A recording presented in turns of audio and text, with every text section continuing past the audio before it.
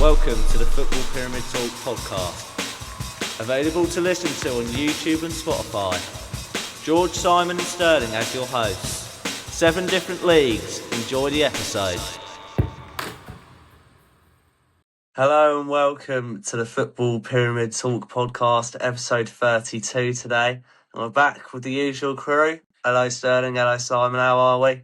Right. Hi, yeah. Good, thank you. Right.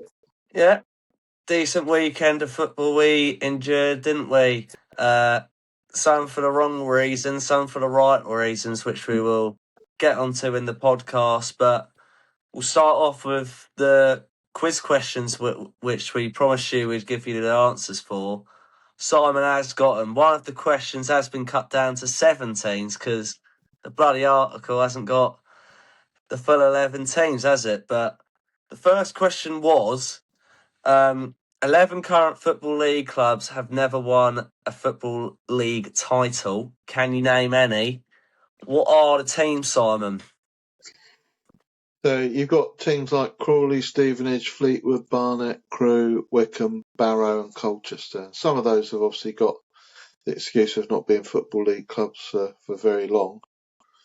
But No. Crewe, the article really was about Crewe, been a Football League club for a long time, have been in all 4 divisions but never managed to win any of them, which is going some really over 120 odd year history.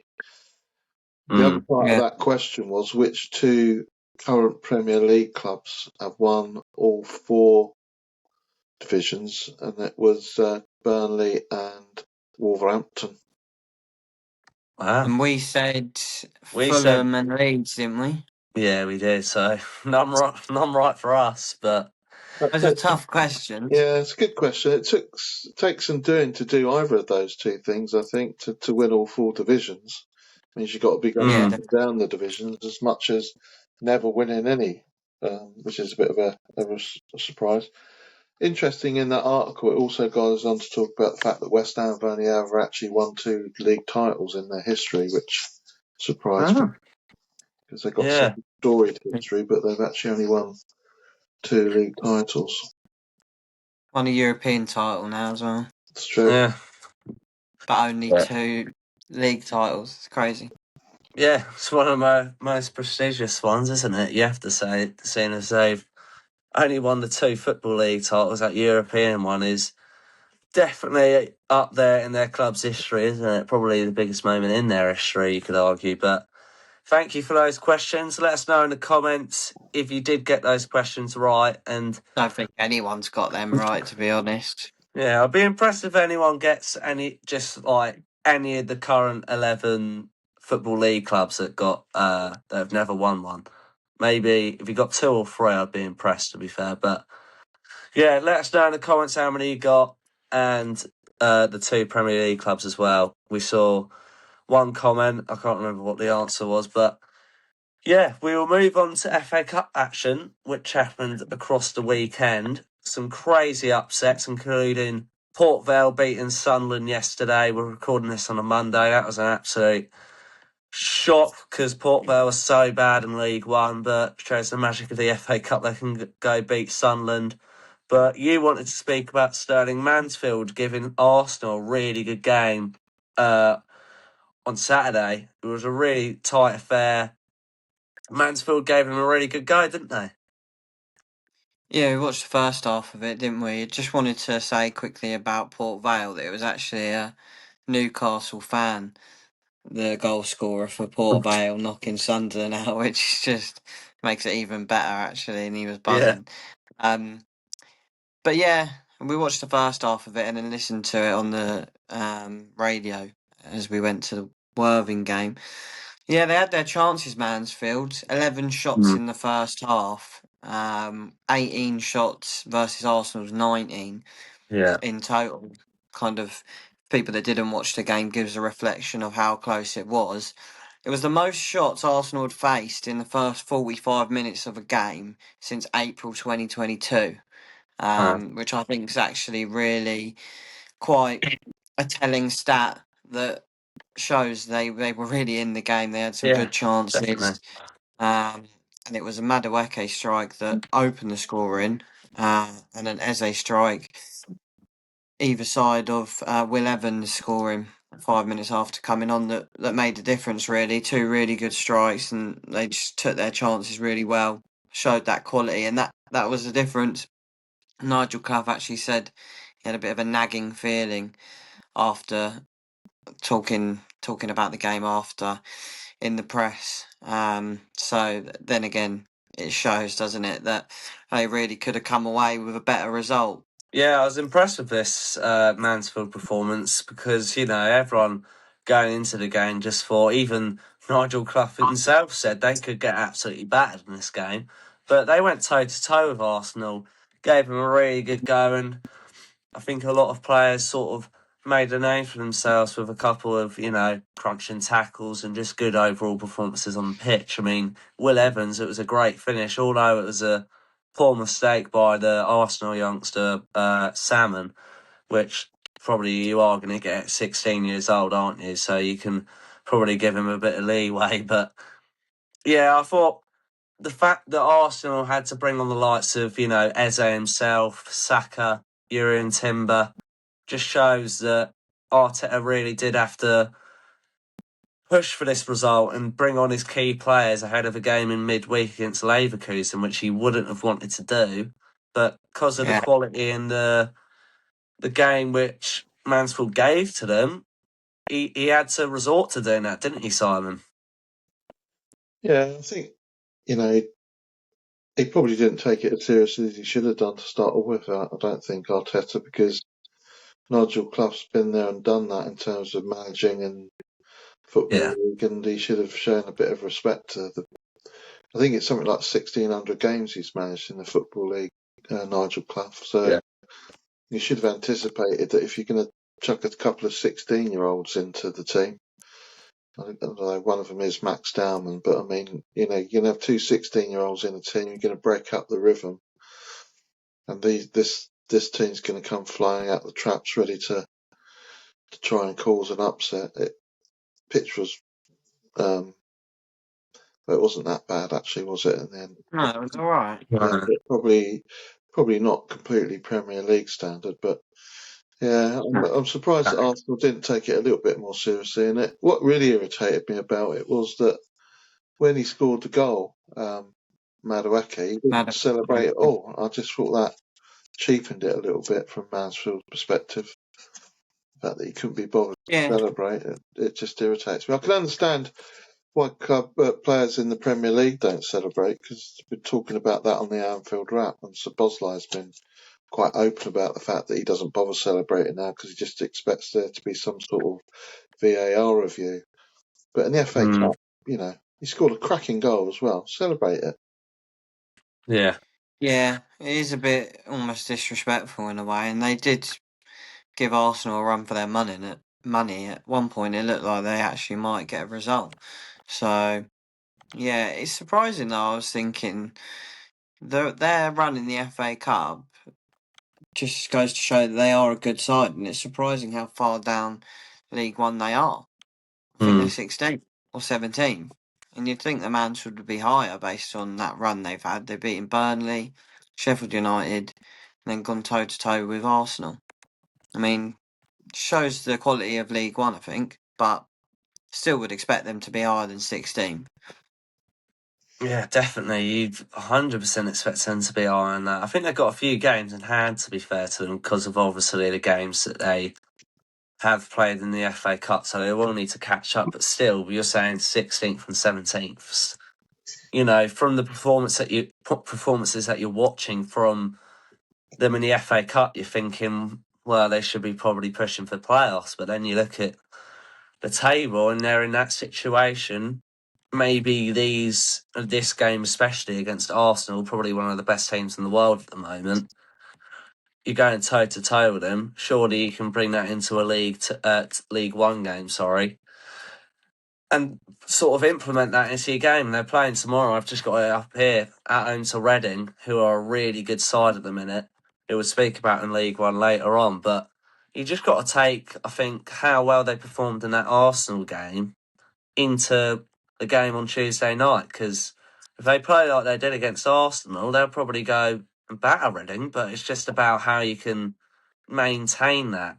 And, it's very difficult to keep up the standards of going toe to toe with Arsenal and then doing it on a Tuesday night, cold Tuesday night against Reading. So we'll have to wait and see. But I wanted to speak about Wrexham going toe to toe with Chelsea in a 6-goal thriller, 4-2 to Chelsea in the end, but was full of VAR controversy. We watched the second half, didn't we? A little bit of the end of the first. And in terms of the game, Sanchez looked really shaky for the goal that Sam Smith scored. Don't know what he was doing. He's backtracking and then sort of just fell on his arse when Sam Smith put it in the net.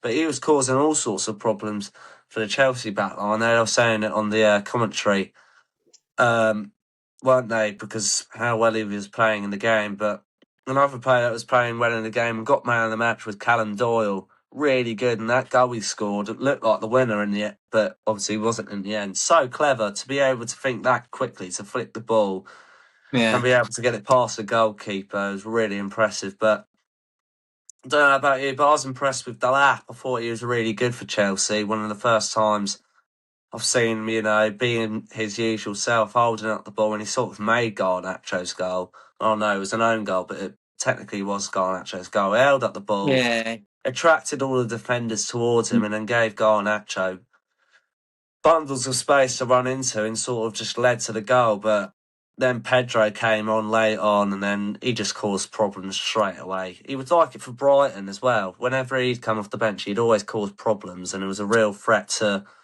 the back line, and he was straight away. You could see the sort of change in the way that Chelsea were playing sort of instantly.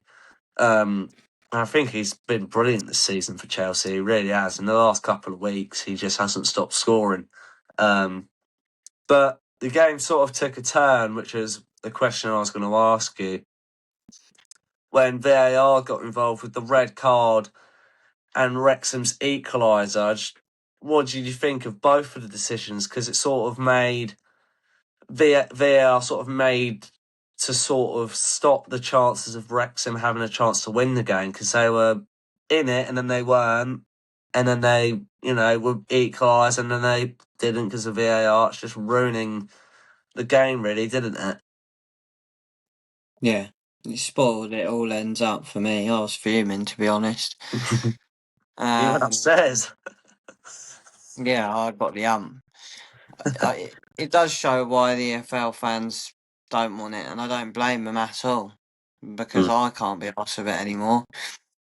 Regardless of what you think, whether it's a red card or not, I can see why it was given as a red card. I was saying this to my mate yesterday. I can see why it was given a red card based on the laws and the rules. But I think, again, it's football at the highest level. There's a lot at stake. There's a lot of passion that goes into it. There's going to be some hard tackles. It was on the break, 2-2 at that point. Yeah. I don't think there was excessive force. He didn't jump into it.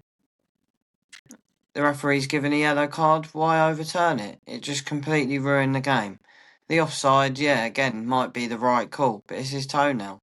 It's not why it's brought in, like we said last week. And regardless of that, because I know, Dad, you said, because we made that point when we were watching it, well then, if you did that, give the lenience to the attackers, then it would just be the same the other way. But regardless, it took them 3 minutes to figure it out. They're drawing lines. We're not in our arts and crafts.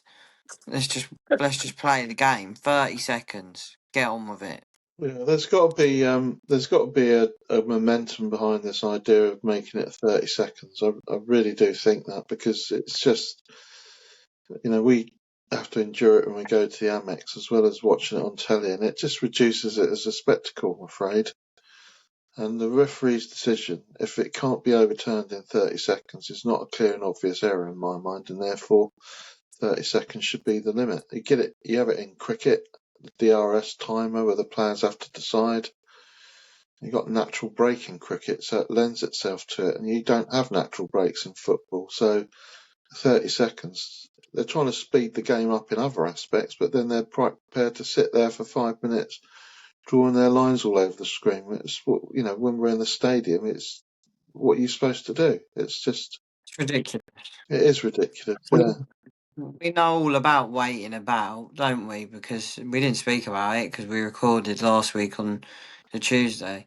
But that Arsenal game, I know we spoke about it in length for the Albion. 50 minutes it was in play out of 100.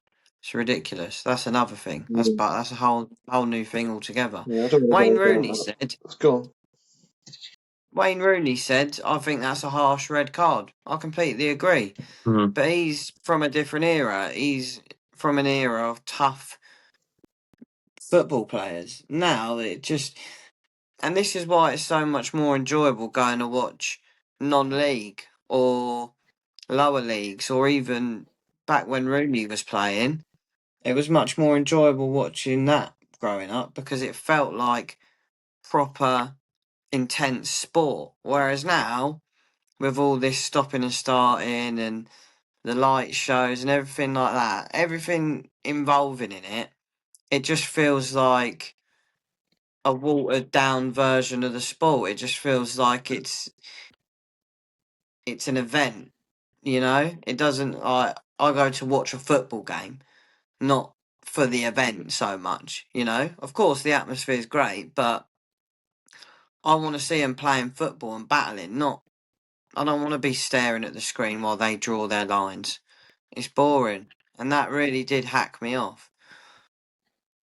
Yeah, just getting back to the game, wasn't impressed by Chelsea at all. I mean, they never seem to settle on a back four, and that team that he put out there on Saturday night had 5 defenders, 2 defensive midfielders in it, so it didn't exactly smack of someone that's confident of being able to go to a championship game and club and get a result. The Yeah. fact that they got there in the end by bringing all their first string on shows you the lack of depth they might have in that second string. I know he's got one eye on the PSG game, but I wasn't impressed by Chelsea at all. Their problem really started at the back with Sanchez, who seems to be regressing rapidly as a Premier League quality goalkeeper, unfortunately. Yeah. He's had a better season, actually. I think that's quite harsh. That's probably the only time this season I've watched him and thought he was actually pretty poor. Last season, I would agree, but this season he's been alright. Well, I heard on the commentary that he's having to battle with Jorgensen at the moment, but I can't really. I haven't seen as many clangers from him as last season or the season before, but they said on the radio about that Jorgensen playing over him a few times recently, so maybe I can't say it from my point of view. I haven't watched enough of him. I've only watched him about 3-4 times. So, Chelsea fans, if you're watching, does he deserve to start at the minute? Because it wasn't the greatest performance from Sanchez at all, was it? Backtracking He's for the always got a first goal. ricket in him. Yeah, exactly. He's always got a bit of a clanger in him, and yeah, not something to be proud of, that performance from Sanchez. But will be interesting to see who actually starts in their next game against PSG, because I think there's a sort of battle between who starts between Sanchez and Jorgensen, so we'll keep an eye on that. But we'll move on to the Championship, where there are some absolute crackers of some games. But Simon, you wanted to speak about Millwall clinching a really, really big win against Hull in their sort of push to get into the top 2 places by the end of the season. What do you think of it? Yeah, well, it's a terrific result for Millwall to go to Hull and win 3-1. They had not much possession compared to Hull. Hull had 56 compared to their 44. Hull had 23 shots compared to Millwall's 9, but they made the most of the chances they did have and kept themselves in the game really until the latter stages of the game, and managed to get goals from Ivanovic and Josh Coburn to seal the win. That moves them 5 points clear of Hull, and I think it was a statement victory for Millwall really, because if you had any doubts about them being a playoff team, that should dispel it, because that now puts them 11 points clear of Derby in 7th. But more interestingly, Middlesbrough, especially, got to be looking over their shoulders, because Millwall are right up there now. They're a point off Middlesbrough. though Middlesbrough have a Wow. game in hand. And what made me laugh was that on the Thursday night when we watched the Tottenham game, the Palace supporters were seen say hello to Millwall, and I thought to myself, they're going to pass each other, these two teams, Tottenham and Millwall. They're not going to be in the same division, and not the way we Yeah. think it's going to be, because I think Millwall are going to come up. I really do. Yeah, they were saying on Five Live, weren't they? Or one bloke was saying that he thinks that Mill will go up, and I'm not entirely surprised to see the stats be in Hull's favour, other than the scoreline, obviously, because we watched that game last week, didn't we, Dad? Some of it anyway, against Birmingham, and they're a really hard to beat team, Millwall, by the looks of it, kind of living up to their reputation a bit with the fans and stuff. You know, that whole image around Millwall, just a bit nasty and hard to beat. They were right in Birmingham's face. High press, made it horrible for him. Beadle was having a nightmare. Was that game or was that a different game? That It was that was game. yeah. And he was having a nightmare. But regardless, they're really hard to beat. High press, strong, got some quality. Is that Femi Aziz, isn't it, on right wing? Mm. He's a star man, but they just look solid. So I'm not overly surprised that they, surrendered a bit of possession in this game and then just took their chances. I said, didn't I, in the card? I think Ipswich, to be fair, as the other team that's gonna get promoted alongside Middlesbrough and Coventry, but Millwall have got a good shout for him, I think. Yeah, I think it will be close. I reckon that will probably be the playoff final with them to remain in the playoffs, as in if one of them doesn't go up automatically. But in terms of Millwall, it's such a big result. I think it was really important for Middlesbrough to win last night because of how, Millwall just keep on putting pressure on them. That's 3 wins on the bounce for them. And they just keep going from, a different level to another level. It's really, really promising, They invested in January. They brought in Tommy Watson, Anthony Patterson in goal on loan from Sunderland. They got Femi Aziz, like you're saying. Josh Coburn's a really good player in this league. That Jake Cooper's been playing. He's got loads of experience. He's been playing for them for a while now. They got players like Hilo Ivanovic coming off the bench, who is brilliant for them. He was incredible for them last season. Scored goals for fun, and he's coming off the bench and doing the business for them. They've got such good players, and I think they're really overachieving this season. I don't think anyone would have expected them to be in the position that they're in at the minute, and I think it's massive, massive, massive credit to Alex Neil, the job he's doing there, and how he's sort of brought Millwall to being in contention for an automatic spot. I think it's massive credit to him, but you wanted to speak about a team that have sort of just cemented their place as a mid-table club that come the end of the season, really, in Birmingham, who got a really damaging away defeat to Charlton, who are now looking like they're going to be safe from relegation, aren't they, Stirling? Yeah, just really quickly wanted to say off the back of Millwall that they've actually got to play Ipswich away and Middlesbrough away, 21st of March and 3rd of April. So that's going to be 2 huge games for them on the road as well. So Yeah, but by we'll have to the wait. same token, they've been to Wrexham and beat them 2-0, and they've been to Hull and beat them 3-1, so they're not going to fear anybody. No, but they're huge games, right? And that could be the difference in 100%, yeah. whether they playoffs. But yeah, this wasn't the most entertaining game, but I picked it out because it's quite pivotal, I think, and an interesting one to speak about. 9 points away from relegation now, Charlton. So a massive win for them, and surely keeps them up for another season where it looked a little bit bleak at times. Yeah. Never thought they'd go down personally, but it did look they were drifting towards that. But 9 points away, so they should be safe. But on the flip side, Birmingham, gotta say, for me, I think their season's done. 8 points away from the playoffs, 8 points away from Wrexham, who are taking that last playoff spot. And I mean, from the whole season, with their inconsistency on the road. I think it's first half as well. They're really bad in. We spoke about it in great length at times throughout doing the podcast this season. I think, yeah, that's their season done after this result. I don't see them coming back, and the fans, well, a section of the fans have been turning on Chris Davies. I saw that on social media. I thought it's absolutely ridiculous, to be honest. Talk about giving their heads a wobble, some of these fans. We're talking about Brighton fans the other week. I mean, it's absolutely ridiculous. You've just been promoted. They're not having a bad season for a newly promoted side.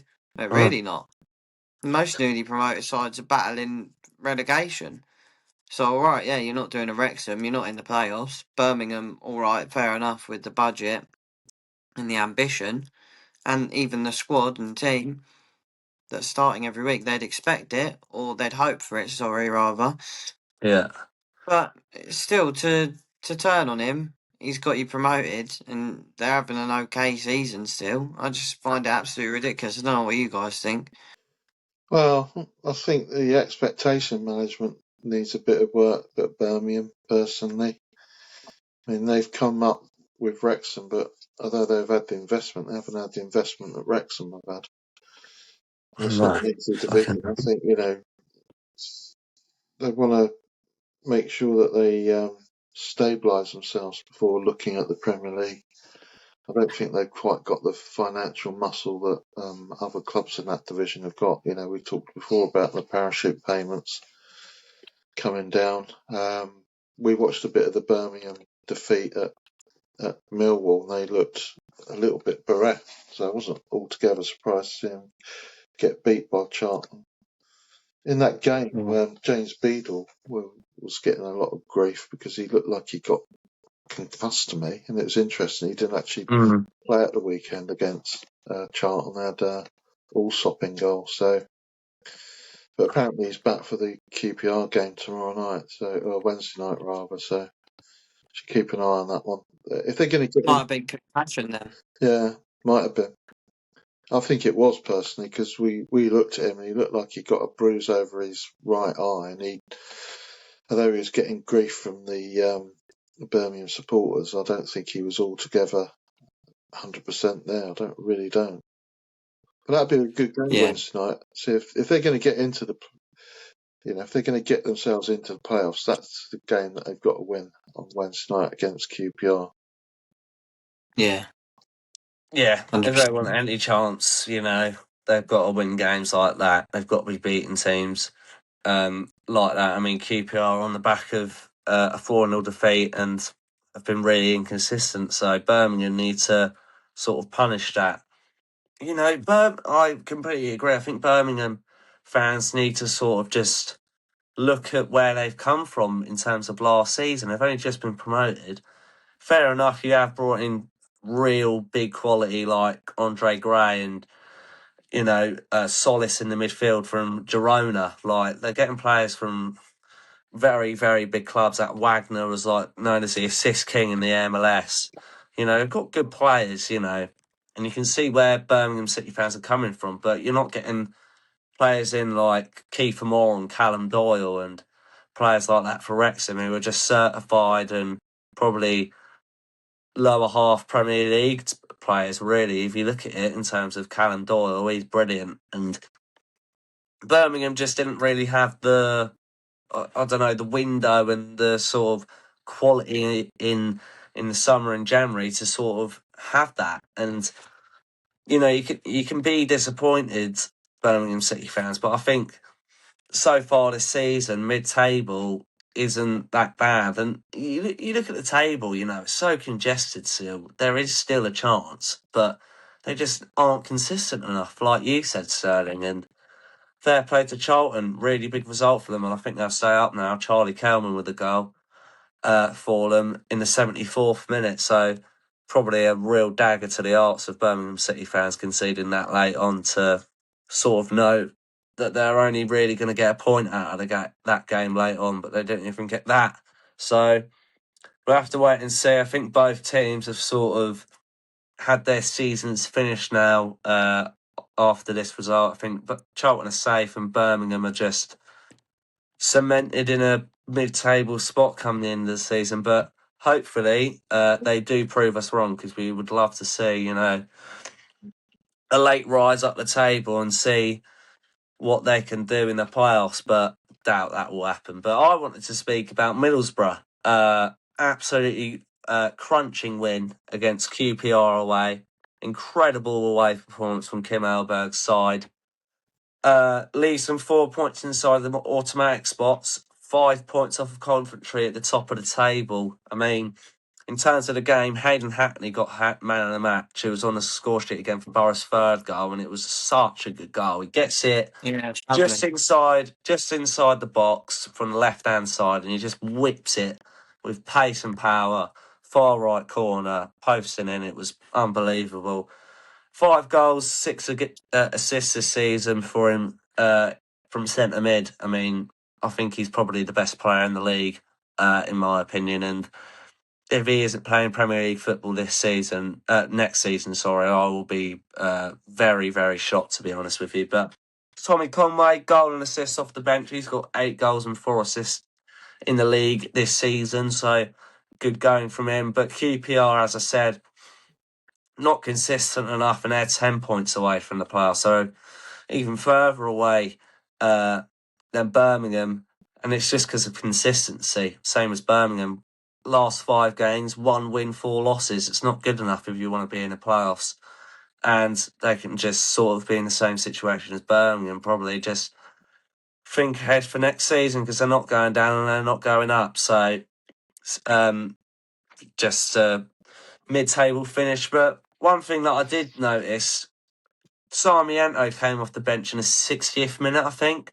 But if you look at his, just how many games he's played, he's only started 1 game for Middlesbrough, and the rest have been substitutes, appearances off the bench for about 5 to 15 minutes, not really getting enough chance to sort of prove himself. I mean, don't know about you about that, but for a player of his quality in the Championship, where he's proved it at Ipswich and Burnley, other clubs, I think he should be deserving more of a chance. But about Middlesbrough, you can answer that question as well, but I wanted to ask where you think they will finish come the end of the season. Do you think they'll win the league?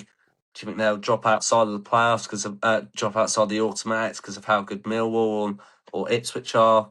What do you think? I think with Sarmiento, it's not a question of his quality. I think it must be his attitude, personally. The only other thing I could think of is whether it would be his physicality for English football, but I think his quality makes up for that, and he's shown that he's done well in the Prem for Brighton when he's played, to be honest. So, yeah, I think it must be his attitude. Kind of gives that off, doesn't he, that his attention's elsewhere. And I think Middlesbrough come second, to be honest. I don't think they're going to get above Coventry, but I don't think they'll bottle it. I think they'll probably beat Millwall at their place. And yeah, what do you reckon, Dad? Yeah, there's definitely something about Sarmiento, isn't it? That players don't rate him, managers don't rate him, rather. Yeah. Hayden Hackney is one of the outstanding players in that division. I think there's a couple of players at Coventry that are better than him, Haji Wright, for example, but there's no chance of him playing Championship football next season. So he either goes up with Borough or gets a transfer. I just hope Borough, if they do get promoted, I hope they keep hold of him, because, I'd like to see him playing for Borough in the Premier League rather than Borough capitalising on his form this season and cashing in before having a chance of staying up there with him, because you do worry about these teams coming up into the Premier League. I just don't know what the quality is there at the top of the Championship compared to the bottom of the Premier League at the moment. I think they might struggle a little bit, but yeah, I think you're right. I think the top 2 are going to go up, but you've got to keep your eye on Millwall. Nobody's going to want to go to Millwall next season if they get into the Premier League. No one. And not a single club will fancy it, and the Met will be having kittens. Yeah, they'll be fuming with that if they Yeah. do. Like some of those games, not least, Palace, Millwall. Palace, West Oh Ham. God, West Ham. Oh, Yeah, yeah. God, yeah, that Chelsea, would be tasty, wouldn't it? It'll be brilliant. Chelsea, Millwall, Chelsea. I can't imagine Yeah, that'd probably kick off at 9 o'clock in the morning. I expect something like that. Yeah. yeah. It'll Stop be people interesting to drinking. see if they get up, because if Millwall get to the Premier League, that will cause absolute carnage, won't it? But I want to see it. I want to see it. I do as well. I do want to see it, because I like just seeing new teams come to the Premier League. I loved it when Luton went up. I loved it when Ipswich went up last year. I like new teams coming up. I'd love it if Middlesbrough would be, and Coventry would be, the first time that I've really started like properly getting it into football, like getting a bit of knowledge in sort of the season that Brighton got promoted, and that 2016-17 seasons, when I sort of had a clue about Brighton and the football. And, that was the season that Middlesbrough went down, and Hull and teams like that. So to see 3 new teams come into the league like that would be brilliant to see. New away days for one, and just new teams just freshens up the league a little bit, doesn't it? But we'll have to wait and see. It'll be really interesting to see which teams do go up come the end of the season. But we will move on to League One football. And Simon, you wanted to talk about another late comeback from Bolton. They just seem to keep doing it every week, making it hard for themselves. But they did it this week, this weekend, 2-0 down, and managed to beat Wickham at home 3-2 after an absolute goal fest at the end of the game, wasn't it? Yeah, well, we've spoken before about how Bolton draw too many games, and they just managed to get the extra one to win this one. So it was in the 96th minute that they scored the winner, Corey Blackett-Taylor. But yeah, they were 2-0 down. Woodrow and Harris got Wickham off to a brilliant start, and that sort of carried on for most of the game, really. It was only the 88th minute that Rodriguez got one back for Bolton, and then Mason Burstone, the 91st minute, equalised, and a stunning cold winner. I don't know if you've seen it, but it was an absolute brilliant goal to 3-2. What a goal. Fantastic goal from Blackett-Taylor. It keeps their momentum up. I mean, they're not going to catch the top 2, I don't think, but they're going to be in the playoffs, and it's a lottery. But there they are, and that's the lesson that they're going to learn, I think, is they can't rest on their laurels, because even against a team that perhaps isn't as fancied as they might be, Wickham, they still are quite a good team in terms of their ability to compete in League One. But it was a great result for Bolton. Yeah, they definitely provide entertainment in this league, that's for sure. Bolton, one of the more entertaining teams. So it'd be good to have them in the playoffs. I'm sure it'll be cracking game or games, depending on how far they get with them in it. But it's just always the way with them, really, isn't it? Making it hard for themselves. Yeah, it looks like a cracker. I mean, remember keeping an eye on the scores at the Worthing game. I just saw them all of a sudden come back and win this game. It was obviously a real thriller to watch for fans. Obviously not for the Wickham fans, but yeah, Blackett-Taylor's goal was something special. I think he picked it up about halfway line, and then just kept going and going, and then shot from about the edge of the box, wasn't it? It just curled it into the far right hand corner. It looked like absolute scenes, because obviously 88th minute, 91st minute, and 96th minute, you go and score 3 goals to win the game in the space of 8 minutes. It must have been absolute scenes. But Wickham would have been absolutely fuming, because obviously they're on a real push to get in the playoffs, and that extended the gap really to 2 points, which it's obviously recoverable, but they don't want to be in that situation in the first place, having to sort of rely on other teams dropping points. They just want to be winning themselves on a consistent level, but Should that have won wasn't the that game. case. Oh man, the manager will be absolutely fuming, and you can understand why. Conceding 3 goals in that late stage of the game, you would not be happy. But a game with the top two, who Bolton are chasing, was Cardiff versus Lincoln, and Simon called it. Remember on the Friday night, wasn't it? He said Lincoln will not drop points in this game, and me and Sterling, to be fair, were like, I don't know, Cardiff at home, looking strong, but what a performance from Lincoln, and they go top of the League One table, don't they, Sterling? Yeah, he actually went a step further than that and said Lincoln will win this game. And I said, no, I think Cardiff are winning that. But no, Dad called it. 27,000 fans at this game, bear in mind. League One. Incredible. Absolutely thriving. Yeah, Lincoln go top. Seemed a bit of a dull encounter, actually, from the highlights. There wasn't loads and loads. 78% possession for Cardiff. But again, didn't muster up very much. Ollie Tanner had a great strike saved in the first half, actually. And then the only other notable chance that they showed from the first half was another long shot from Tanner that was easily saved. I think the only other 2 highlights of the game were the goals. So sometimes it's the way it goes with top of the table clashes, you know. They can cancel each other out by being 2 good teams, or just neither of them really wanting to lose. We've seen that in the Prem, but I think Lincoln's game plan was and worked to perfection to just soak up the pressure, 78% possession for Cardiff, and then hit them on the counter attack, which is exactly what happened for the second goal. I mean, the first goal we watched, didn't we, George? It was not good defending at all.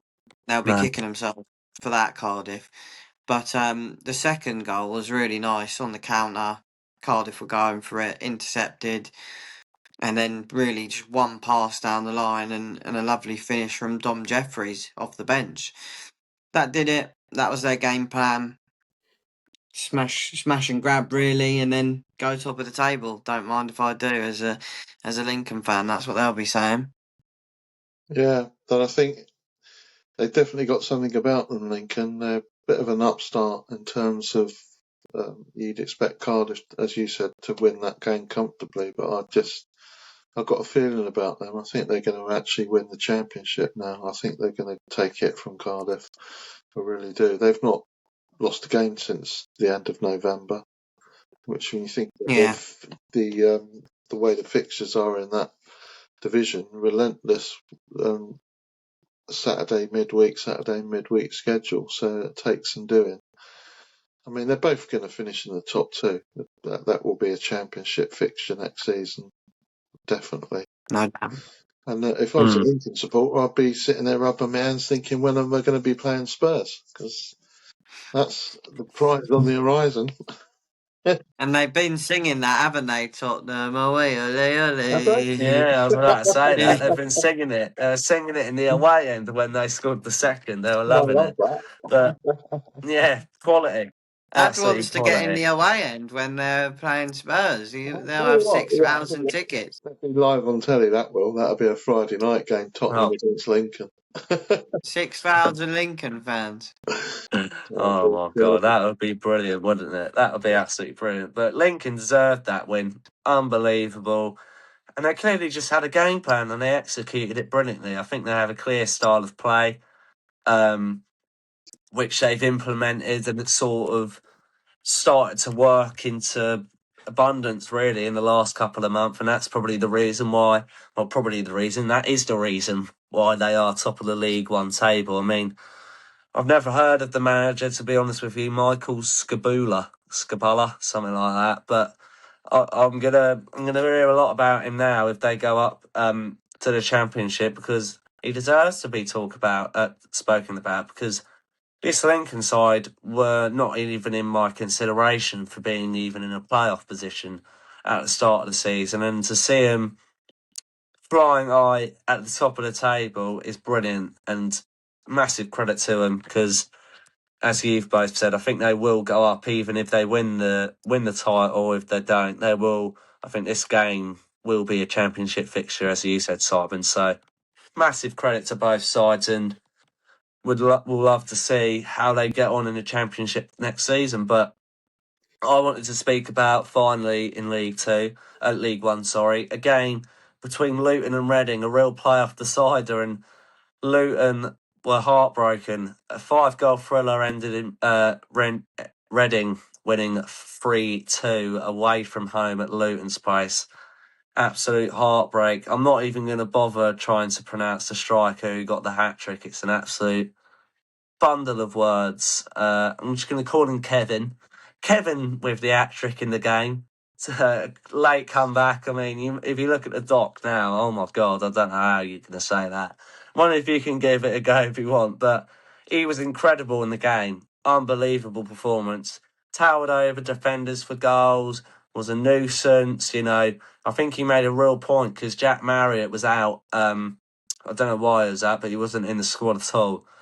And in the absence of him, he goes and gets a hat trick, which I think is a real statement in his sort of, let's say, urge to want to be the starting striker for Reading. But because of how good Jack Marriott's been, hasn't been for the case for him this season. But Matt Ritchie came off the bench, still playing, both assists for his goals, which I think just shows his experience, for one, and the quality that he still has at 36 years old. He's been doing it for years now, hasn't he?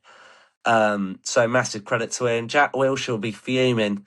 2-1 up in the 81st minute, and then they lose the match. Real heartbreaker because of how close they both were in the table in the playoff places. But if you watch the highlights, the first goal, shocking defending. There's a header, sort of a pass back to the keeper, but the pass back just leads to the striker. And then the third goal was just a complete miscommunication.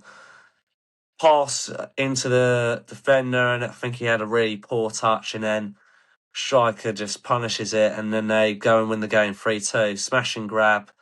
Reading now pointing away from the playoffs with a game in hand on Huddersfield, which will give them a chance to leapfrog him in the table to go in the playoff places if they do win that game. But Luton, 8 points away from the playoff places now. It's looking like the end of the season slowly but surely because they just are too inconsistent. But they have got an EFL Trophy Cup final to look forward to because they beat Northampton in midweek. They'll play Stockport after they beat Doncaster away. So Luton versus Stockport in the EFL Trophy final. We will keep an eye on that. But in terms of Luton's league position, I can't see him getting in the playoffs now. I think there's too much quality above them, don't you? Yeah, I don't see it happening at all now. It's just all on that EFL Trophy game, and that'll be a good game against Stockport as well because they're in the playoffs at the moment. For Reading, yeah, as you said, George, massive result, and they'll actually leapfrog Stockport themselves, as well as the team above them. I can't remember who you said it was. Huddersfield, is it? Yeah, Huddersfield, yeah. Yeah. So, yeah, I think they somehow Reading are going to be quite comfortably in the end in the playoffs because I think Stockport and Huddersfield need to butt their ideas up a little bit more, especially Huddersfield, Yeah. more so than Reading, that's for sure. Yeah, they've been really consistent over the last few weeks, Reading, so wasn't altogether surprised to see them win that game. But having said that, Luton threw it away, really. They hit their woodwork a couple of times in that game as well. So they could have been out of sight by the time that Reading brought Ritchie on, and he sort of turned the game, really. 2 assists for the equaliser and the winner. So, they're far too inconsistent to get into the playoffs. Reading really should be eyeing 5th place behind Bradford, because I think Bolton and Bradford are going to finish 3rd and 4th, so they should get themselves into that middle bracket to avoid Bolton, really, because that's what you wouldn't really want to be playing Bolton in the playoffs semi-final, I don't think. So if you could get, but then having said that, Bradford's not going to be an easy game either. No, it's true, but I'd rather play Bradford than Bolton, to be honest, if I was. Yeah, George, I definitely. just wanted to say I pulled up the episode 4 docs because you mentioned about Lincoln not predicting it, and I just wanted to say, so you've got mine and Dad's aren't on there, but you had Cardiff as champion, so that was good. But I think we all had that. You actually had Luton in second, Huddersfield third, and Plymouth fourth. So you've not done terrible, but Lincoln were not in there at all. Yeah. And I think Yeah. I was the same. I wonder where I put them, mate. I think I might have had a clanger there.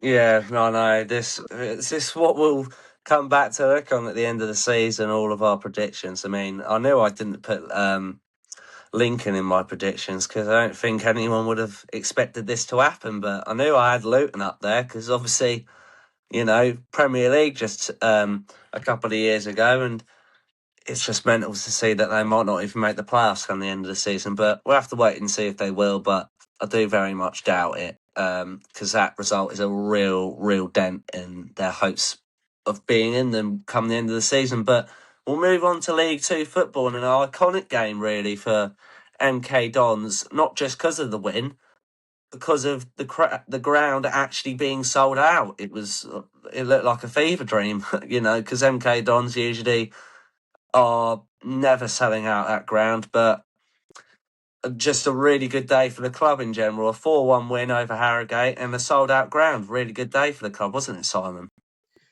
Yeah, that's a community day initiative, which meant that I think there were lots and lots of free tickets available. So, yeah.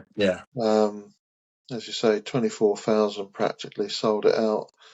Harrogate been on a good tear recently, so they sort of took the lead. I think Harrogate Brennan got them in front, but MK Dons too classy for them. Ultimately, got themselves back into it, and Oz offered put them in front just for half time, and they went on to win it comfortably. But it's interesting because we've only been to MK Dons once, and that was when Brighton took 6,500 there.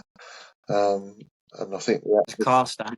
the actual gate was about 14,000. So I think their usual crowds obviously nowhere near 24,000, but they've got a lot of momentum behind them at the moment. MK Dons takes them up to second, 4 wins out of last 6. So there's a lot of really good teams battling at the top of that division, but those three, Bromley, MK Dons and Cambridge, I think are starting to differentiate themselves.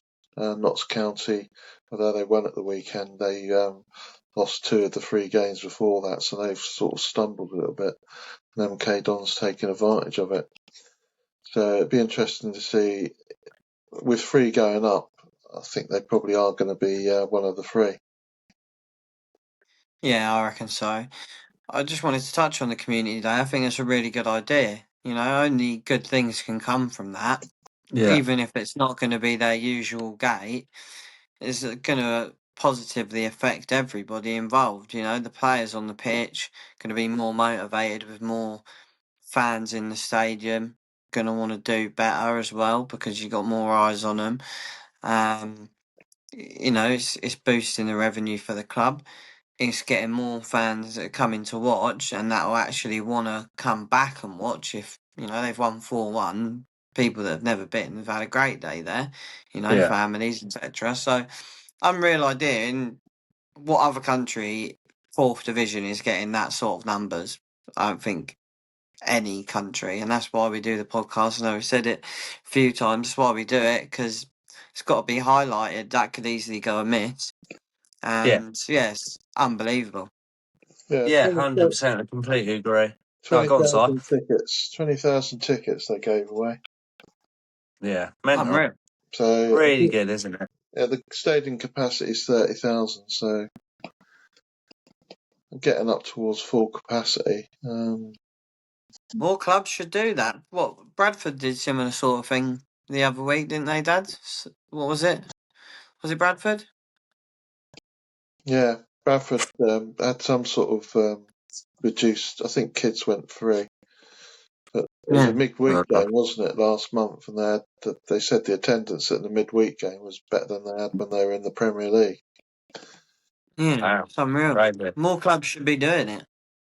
Yeah, and it's gonna I think it's only going to benefit NK Dons because fans just usually take the mick out of them because how empty their ground is. But they couldn't say that for the Harrogate game on the weekend. I mean, obviously a brilliant result, but I think having that many fans in the stadium was sort of a bonus. I mean, great performance for one, and then they're sort of challenging for that league title still, aren't they? Game in hand on Bromley. If they win that, it's just 2 points behind them, but.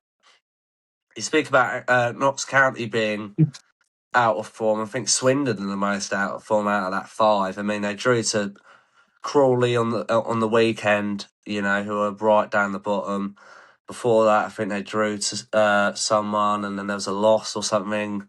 They've just been, I think it's 3 without a win, I'm pretty sure. So I think they're a team that have dropped off a cliff a little bit, as well as Notts County. So, I think there's teams drawing too much near the top, and I think teams need to be a bit more consistent because teams will pick up a bit of momentum, and teams like Swindon are sort of falling behind a little bit. But have to wait and see. It's so tight at the top of that table. I think there's only about 3 points in it from second to fifth or sixth. So really interesting to see how it unfolds come the end of the season. But Stirling, you wanted to speak about a Shrewsbury side that just keep on winning, really. It's been such an incredible turnaround since, sort of the new year.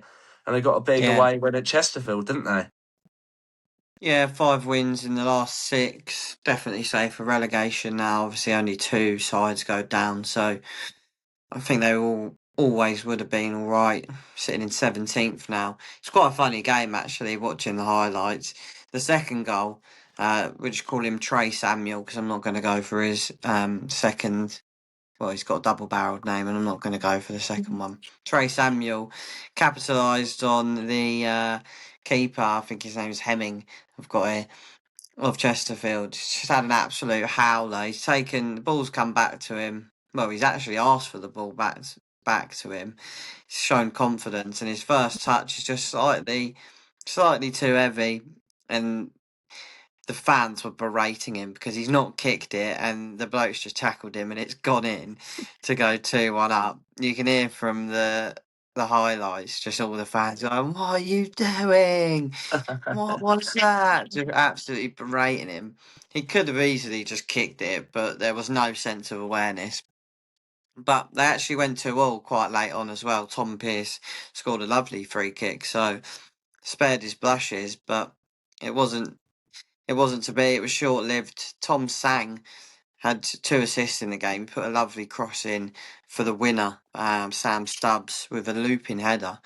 Went in. So it was a good game overall. Quite funny to watch from the highlights. I'm sure Chesterfield fans weren't impressed, but I quite enjoyed it, and I was impressed actually with Shrewsbury. As I said, those deliveries from Tom Sang were right on the money. And yeah, another good result for them. And I mean, they've beaten some good teams. Chesterfield have been a lot better since their new manager came in. And yeah, this is another good result for them. Yeah, was impressed by this. Shrewsbury just keep going with their momentum. It's really good to see. Just a couple of weeks ago, they're on the brink of relegation. Really, just looking like they're going to be a team that are going down. But recently, sort of new signings, maybe a switch up of tactics because I don't think they were playing a 5-4-1 before, if I remember off the top of my head. I think they have changed shape, and I think it's Gavin Cohen that has come in the club recently, new manager. He's sort of changed up the identity at the club, and it's worked wonders, really. I mean, what a result away at Chesterfield near the playoffs. And this is quite a damaging result for their playoff hopes. I think they've dropped outside of them because of this result, and Grimsby have leapfrogged them into the to the top 7. So, really damaging result for Chesterfield. And Paul Cook, who's been there for God knows how long at Chesterfield, he would have been absolutely fuming. I got that wrong. I thought it was. Sorry to cut you off. Who did I think that had come in? Steve Cottrell. He's Oh, at Cheltenham. Chesterfield. Cheltenham, sorry, yeah. Yeah, see, I'm always mixing those two up, so It's- apologies. There's very similar Easy names, mistake. so very similar Yeah. names. So I'll let you off. But yeah, very impressive result for Shrewsbury. But as I said, that result is not great for Chesterfield's hopes of getting in the playoffs. And Chesterfield have got a good couple of players in there. They've got Will Grigg starting up top, the legend himself. And Shrewsbury as well. I saw Shrewsbury had Joe Hart as the goalkeeper coach for the goalkeeper Matthew Cox. So having that experience will do worlds of wonders for them. So it'll be interesting to see how they end the season. You know, they just keep being really positive and having positive results. But be interesting to see if Chesterfield finish in the playoff places come the end of the season. So we'll keep an eye out for that. But I wanted to speak about Oldham winning away at Tranmere 3-1. And I think it's just a game I wanted to speak about because all of a sudden Oldham have put themselves into a playoff shout, which is crazy to think. They're only 7 points off the playoff places with a game in hand or even 2 games in hand on all the teams above them. I mean, they're now 6 games unbeaten, 4 wins, 2 draws. Jack Stevens with man of the match for me. He got a goal and assist in the game. 6 goals, 3 assists from left mid this season. He was really good. Whipped in a great cross. And obviously got the goal. Fondop got the early goal, 20th minute. It was such a good finish. You should go watch it. Ball over the top from the centre half, and he sort of takes it on the swivel. Just inside the box, chips the goalkeeper. He's got absolutely no chance. And 4 goals, 3 assists for them this season. You know, he's come up from the National League. He was doing bits for them there. So still contributing to the side in the league above, which is good to see. And then Kavanagh with the other goal. Top finish, bottom corner as well, just outside the edge of the box. Really tidy finish. Both strikers on a score sheet, they play 4-4-2. So Mickey Mellon, the gaffer, showing he can get the best out of both strikers in a good little formation he's got going there. Classic 4-4-2. And you can see why Oldham play that, because they do not score a lot of goals, but they also do not concede a lot of them as well. They've kept 4 clean sheets in a row. Tranmere's goal late on was the reason their four-game clean sheet streak didn't continue. That defence would have been fuming about that because it was in the 95th minute. So, but obviously the 3 points would have been the most important thing. But what I speak about Oldham is they've conceded the second least amount of goals in the league, just behind Cambridge, who are obviously high flying in this division. They've also kept the most clean sheets in the league, joint with Barnet. So they have a very good defensive structure, but also don't score a lot of goals. But they've got themselves high flying in this table all of a sudden. And fans are saying if they have a shout of being in the playoff shout now that they're only 7 points off them, with games in hand, they have to utilise, can they get in that position? But for me, I don't see it happening. But fans are saying there's a possibility. Well, you can say no, but there is a chance, isn't there?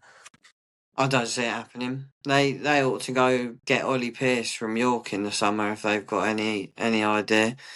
You know, they've got great defence. They need somebody to put the ball in the back of the net. If I was at Oldham, I'd be saying, look, we got the defence, we need someone to put the ball in the back of the net. He's scoring goals for fun in the National League. He'll easily do it in League Two. Easily. That's what they need, isn't it? Or am I talking nonsense? No, I'm waiting for Simon to go. I don't think, but I think the trouble with Ollie Pearce is his agent's going to count against him, isn't it, ultimately? And I think he probably wants to try and do it with York because I think they got a good chance of coming up. But Oldham got too many teams between them and the playoff places really to get up there, I think. You know, you got to think that Walsall are going to turn a dreadful run around, 1 win in the last 6, but you think they probably will have the ability to turn that round. You've got Chesterfield and Crewe just outside those places, so I would be surprised if they did it. You're right to point out their fantastic defensive record. Drawing too many games, really. You've got to turn those draws into wins to get yourself up there, which they seem to have done recently, 4 wins out of the last 5, but I think it's just a bit too much to expect them to get up there. Yeah, no, but yeah, I mean, I wanted to pick it out because, you know, all of a sudden they've just sprung up the League Two table, and fans have been saying they might get in the playoffs, but as you've both been saying, I very much doubt it because too many teams between them in the playoffs. And I think the reason why they've sort of got themselves into this position is because if I look at the form table now, Chesterfield obviously they beat, Crewe lost, Barnet lost, Walsall lost, Grimsby dropped points. So it's put them in a position where they've caught up with teams like that and only the 7 points. And I think the biggest games of their season now really are the games in hand they've got. They've got 2 games in hand on some teams, and their 1 game in hand is just absolutely massive because if they want any chance of being in the playoffs, which I very much doubt, but if they want to be in contention, they do need to win that game. So we'll keep an eye out on it and see if they do. And we'll see how they finish off the end of the season. But we will move on to the National League. And Simon, you wanted to talk about Boreham Wood breaking down a Brackley Town side 5-3, and Boreham Wood sort of look like they're finding their feet again in the last couple of weeks, haven't they? Yeah, but you wouldn't know it from this game. They were 3-0 up, and they let Brackley back into the game to the extent that Brackley equalised in the 55th minute. But yeah, they showed their resilience really because they hit back with a Zach Brunt penalty, and then Rush scored his second goal of the game in the 84th minute to win it 5-3. But yeah, I mean, they really did stumble in that game, and that's the tale of their season really, is that they sort of were early front runners and have stumbled and now find themselves 4th. But 3 wins out of the last 4, that was an important win to get under their belts. I think they really would have lost a lot of momentum in terms of keeping in touch with those teams at the top if they'd only drawn or even lost that game. So it was an important win for them. Yeah, they're still having a really good season by all accounts. You know, we all tipped them to go back down or just survive, I think. So, yeah, really good. And I'm just excited to see what they can do in the playoffs because they are destined for the playoffs. I mean, I wanted to speak about Rochdale. They beat probably the most informed side in the league, Boston, and gone 2 points clear with a game in hand. Rochdale now. So I don't think either of those at the top are going to be caught, Rochdale or York, but another really good result. And I just wanted to touch on the team goal they scored. You can see why they're up there. If you get a chance, go watch it. Back to front, crosses, headed across goal, and then headed in. It was a lovely team goal. And you can, as I said, see why they're up there. And beating a really good Boston United side as well with the first loss in 9 games. I mean, I was really impressed with it. I don't know if you saw it, George. Yeah, I did. Really good team goals on the zones, sort of just highlights and National League page. Really good goal. And you can see why they're up there. For them scoring goals like that, you know, first of all defeating a Boston side that have been spoken about by us in the last couple of weeks because of how well they've been playing and the form they've been on, and how they sort of just made a late surge up the National League South table, National League table.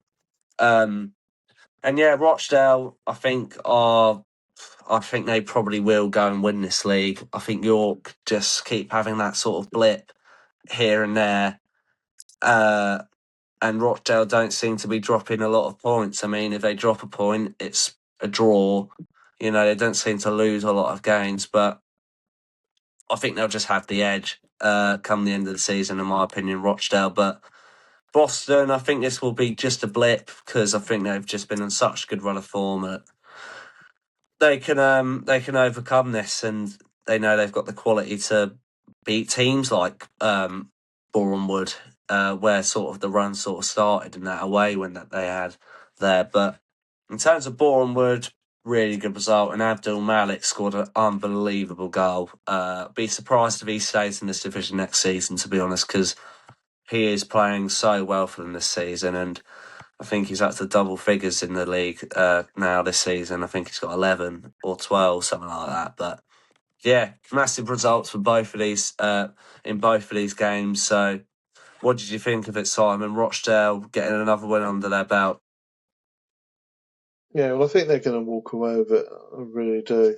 And I said to you both at the weekend, they were a League One side 5 years ago, Rochdale, and they in that season they drew with Newcastle in the FA Cup, 1-1. Right. They got a replay at St James's, which they lost 4-1. But I mean, it just shows you the pedigree of the club, and it also highlights how well Boreham Wood are doing, because the top 8 in that National League, 7 are ex-Football League clubs.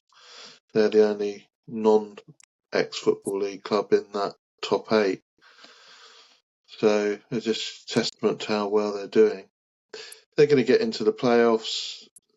They're probably going to end up playing in the first round of the playoffs, I should imagine, by the way things are looking, because I think Carlisle and York are going to get the byes into the semi-finals. So you got to really fancy York, whatever the way that shakes up, really. But Boreham would be an interesting one. Yeah. 100%. We have to wait and see how it all unfolds. But I wanted to speak about a game which I was looking at the while the Worthing Tunbridge game was going on. I just kept getting notifications in the first 25 minutes. Morecambe kept scoring and scoring. Absolutely mental result. They beat Sutton 5-0 away from home, and the game was done inside 25 minutes. It was 4-0. And then literally straight from kick-off from the fourth goal, a Sutton centre-half, Junior Eccleston, literally just stamps on one of the Morecambe players and gets himself straight off. Gets himself sent off. Horrible start, horrible tackle, but unbelievable start from Morecambe. I mean, the man who got it all unfolded really was Jack Nolan. Got a hat-trick inside 25 minutes, and then the goals he scored, one was from literally straight from a corner, one was from a free kick, and then he got an assist for one of the goals from Paul Lewis, and then he punished a defensive mistake to tuck away his hat-trick in the game. I mean, 13 goals, 5 assists for a relegation battle inside, I think is really good. Really good going. But Dan Oguru sealed the other sealed the win late on, sort of putting any doubt on a late comeback from a long throw it was. So just showing how even teams in this division are utilising long throws. A little flick on, and then he just volleys it in straight from the long throw. So brilliant to see. But Morecambe, 16 goals in their last 5 matches, and their only defeat in their last in their last 5, I think, is against York late on, who are obviously one of the front runners. And Jim Bentley, since he's come in from their former managers, really turned things around since he came in, I think, at the start of February. But damaging defeat for Sutton, who still sit 6 points above the drop, but they are consistent enough. 3 wins, 1 draw, 2 losses out of their last 6. If they keep up that sort of momentum, I think they will be fine. But do you think they will get out of the relegation zone by the end of the season, Morecambe? I mean, the form they're on, the momentum they have, I think it's only 3 points, as I just said. So what do you think? It is 3 points, but Brackley above them have 2 games in hand. I think they might just fall short. It's been a valiant effort, especially with the points deductions. How many points deducted was it? I don't know Like if they 7? didn't. I don't know if they Was did it, in or the have I end. made that up? No, I don't think they did, because they got the owners in time, so that Yeah, it they was didn't just get floated then. they just about made like the owners be a part of the club in time for the league to not penalise them. But you are right to think that they probably would have got punished for it, because they didn't play the first 3 games, did they? So Yeah, exactly. Regardless, it's been a valiant effort for them, but I just think they're going to fall up just a little bit short, to be honest, because of those games in hand. What do you reckon, The Dad? games in hand they got really right about is Gateshead. Gateshead have got 2 games in hand. They're just below them. So Gateshead a great win against Braintree. Yeah, I saw that. Yeah. And when Morecambe played Gateshead, it was a ding-dong game. I think you might have spoken about it. It was 4-4. Yeah. So their form really has been really good, Gateshead. So if I was a Morecambe supporter, I'd be looking at over my shoulder at Gateshead because I think they're starting to put together a season-saving run, frankly, and it's going to come down to Morecambe and Braintree who joins them in that drop zone. But I can't see them getting out of it, really. No, Rob Elliott's at Gateshead now, so he's got a bit of League One experience. So since he's returned to the club, he's sort of turned things around. And as you're saying, they found a bit of momentum and look like they're high flying. So it'd be interesting to see how the bottom four takes place at the end of the season because it's so congested down there. Anything can happen. But we will move on to the National League South, and we went to a game in this division, didn't we? Which is a game you wanted to speak about, Simon. Late heartbreak for Worthing against Tunbridge Angels. I mean, Worthing did not play well. Wasn't very impressed personally from previous times I've been to watch Worthing. I think they've looked a lot better, but fair play to Tunbridge. It looked like they had a game plan. They executed it brilliantly, didn't they? Yeah, I mean, it wasn't brilliant conditions there. I think it was quite windy, wasn't it? But Worthing, there were a couple of passages, especially in the first half, where they really put together a few nice moves, but couldn't ultimately do anything with it. And then they played a nice 20 minutes or so at the start of the second half, but then I don't know why, maybe he got a knock, but they took Razak, Coleman de Graaf off, and they lost all momentum after that. And it was no real surprise to see Tonbridge win. I think that was fourth home win in 5 for them. So he's in no relegation worries, but it was a nice move, sweeping ball out onto the left wing, and Ricky Corbeau cut inside, and I think it may have got a deflection, but nestled it into the bottom corner to give them the wing. Did it get a deflection? I've not seen it back. Yeah, I think it got a deflection. Slight deflection. Off with Joel Colburn, yeah. I think. I mean, it was interesting to be there, though, and see the reaction of the Worthing supporters because they were not impressed by that at all. But equally, the management team from Worthing weren't impressed by the reaction of the Worthing supporters, so there was a little bit of a ding-dong afterwards between the manager and some of the supporters there.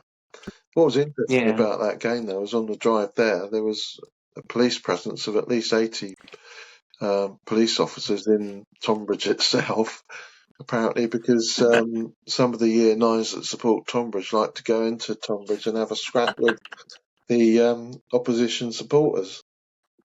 Glass police officers and stuff like that, wasn't it? Crazy stuff.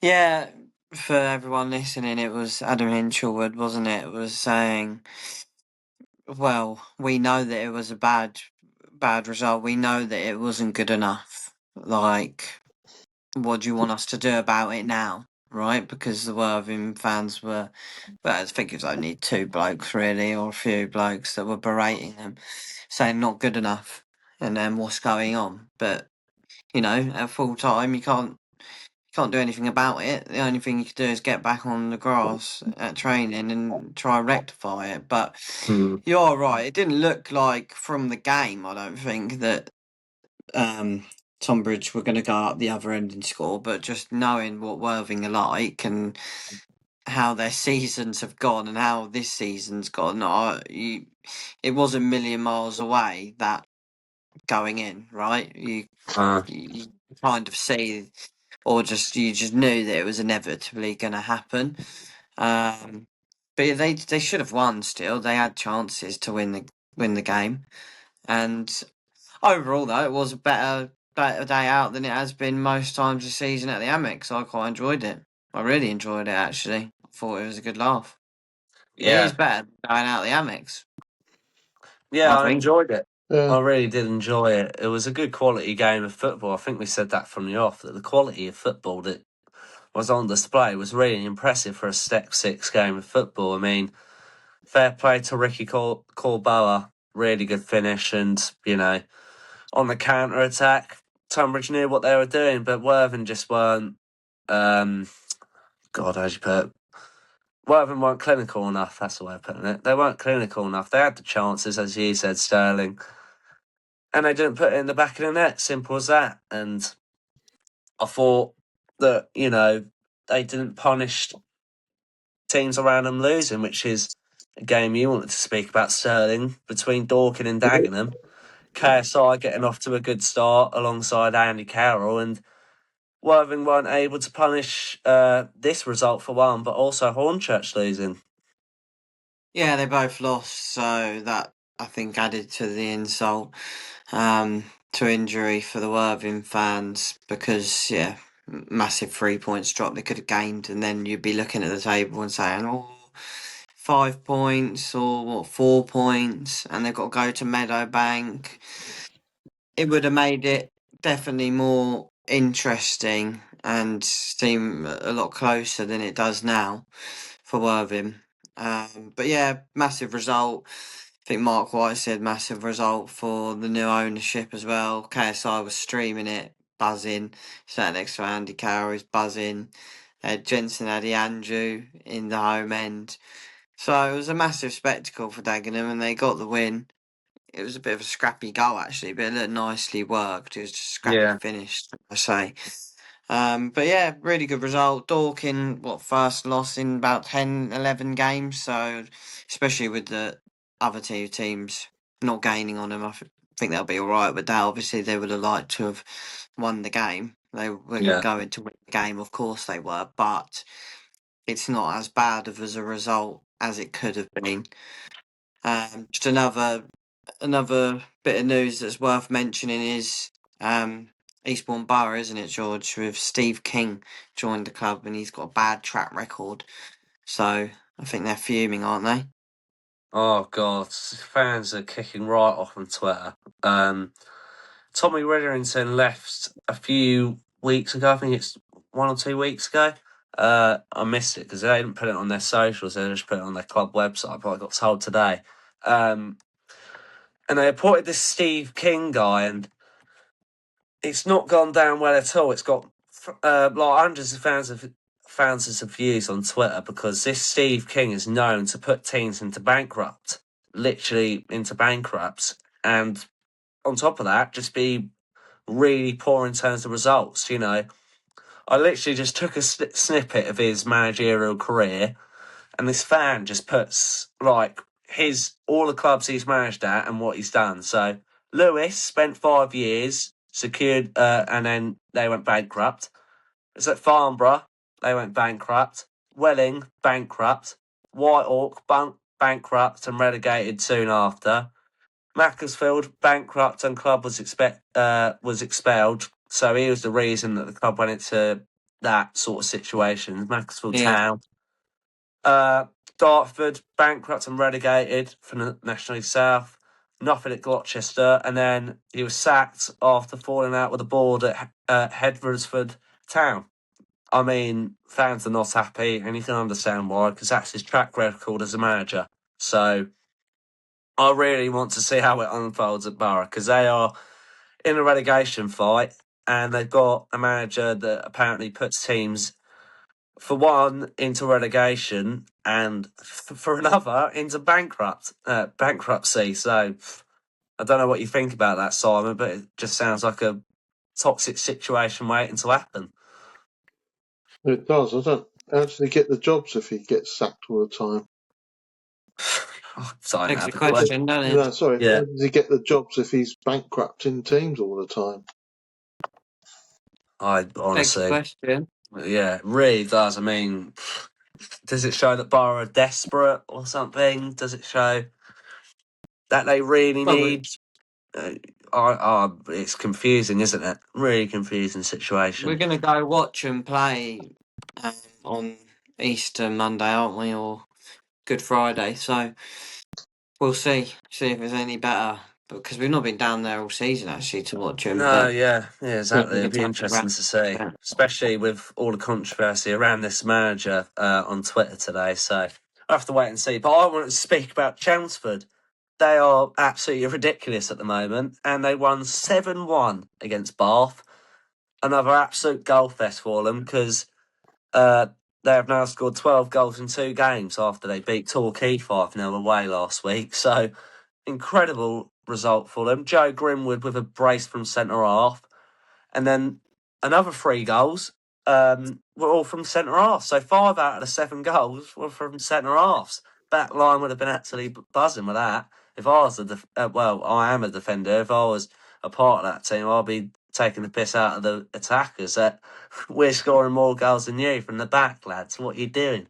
But in terms of who scored in the attack, Jason Adigan got on the score sheet again, and Uche Blamham scored again. He was at Eastbourne Borough at the start of the season, but he joined Chelmsford and he's got 2 goals and an assist since joining from him, and he's a very tidy player. But Chelmsford now 3 on the bounce and are an outside favourite for winning for the title for some people because they have 2 games in hand. And if they win them 2 games in hand, I think they go to 61 points or 62, which puts them in 2nd or 3rd place. So I think it really does depend on how they do in them games in hands. But I think they are a real shout for the playoffs come the end of the season. But just in terms of Bath, I mean, 7 games without a win. Last win was beating Worthing back in late January 3-2, and they move into the drop zone, 2 points inside with games in hand on teams around them. Begs the question of if they stay up this season. So, sort of 2 questions. Do you think Chelmsford would get the playoffs or even win the league, which I very much doubt? And also, do you think Bath will stay up this season? What do you think? I think they'll probably get playoffs, but I don't see. Well, I don't know. Bath. So I don't know. Actually, to be honest, I think that's too tough to call right now. 3 that go down, isn't it? 4. Oh, 4 that goes down. Yeah, they probably will then. To be honest, Farnborough look like they've got a bit about them after watching that bunch of amateurs episode. What do you think, Sif? I think Chelmsford can get themselves into the playoffs, but I would be very surprised if they caught Dorking at this stage of the season. Very surprised. Yeah, no Dorking chance. would have to go on a bit of a tear in terms of losing games, and there's other teams behind Dorking that are capable of taking advantage of that. Maybe not Worthing after Saturday's performance, but Hornchurch's right up there. In terms of Bath, I mean, they got games in hand on Farnborough, so they've got half a chance. But going back to Eastbourne Borough, I think they're sunk. I really do. I don't see them getting out of that. I'd be very surprised if they manage to turn that round. It's always instructed to look at the goal difference in these teams, and Farnborough, Chippenham, Enfield and Eastbourne have got the worst goal difference in that division, so you'd think those 4 would go down. And at the other end, Chelmsford's goal difference is +10. Hemel Hempstead in front of them is only +1, so you think them and Chesham and maybe even Maidstone probably could catch that 7th place for the first round of the playoffs, maybe. Yeah, I think there's sort of a bottom 5 really: Farnborough, Bath, Chippenham, Enfield and Borough that are sort of in the mix of it because they're all on 34 points and below, and then you got Hampton and Richmond on 40. So I think there's just a gap sort of forming there, and in the playoffs it's so congested, so it's so hard to call. But I think Chelmsford will be in them places come the end of the season, but we will have to wait and see. But last division we want to speak about is the Isthmian Premier Division, and Stirling, you wanted to speak about Burgess Hill getting a crucial a home win, but very, very late on. They left it late against a really poor Welling side, didn't they? Yeah, they did, and you're right, it's a massive win for them. Only 5 points off Billericay now, who are in 5th, and it moves Burgess Hill up to 6th themselves.